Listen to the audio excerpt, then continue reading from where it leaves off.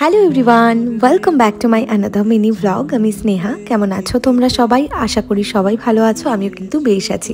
আজকের দিনটা ছিল বৃহস্পতিবার, আর আজকে তো আমার ক্লাস করানো থাকে, সেই জন্য বাবিকে স্কুল থেকে নিয়ে আসার পর আর কোনো ভিডিও ক্লিপস নেওয়া হয়নি।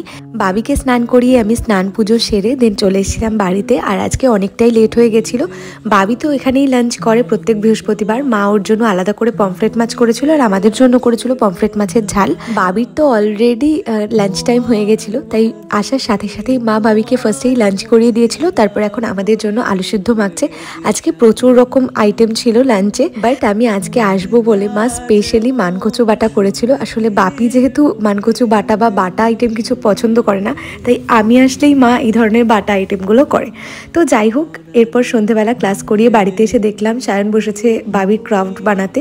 আসলে কালকে বাবিদের স্কুলে রয়েছে পিঙ্ক ডে সেলিব্রেশন, কোনো একটা পিঙ্ক কালারের অবজেক্ট নিয়ে যেতে হবে। আমি ড্রয়িং বা ক্রাফট খুব একটা ভালো বানাতে পারি না, তাই জন্য বাবির পাপা খুব সুন্দর করে একটা টেডি বিয়ার রেডি করে দিয়েছিল কালকে বাবিকে স্কুলে নিয়ে যাওয়ার জন্য।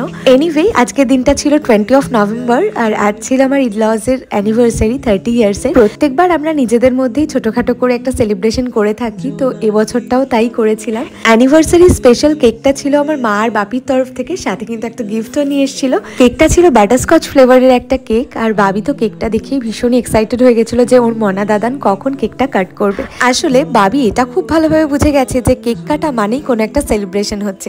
প্যাকেট থেকে বের করে কেকটা আমি রেডি করে দিলাম। এখন মা বাবা কেকটা কাট করবে, আর সব থেকে যে মানুষটা এক্সাইটেড ছিল তাকে নিয়েই মা বাবা কেকটা কাট করছে এখন।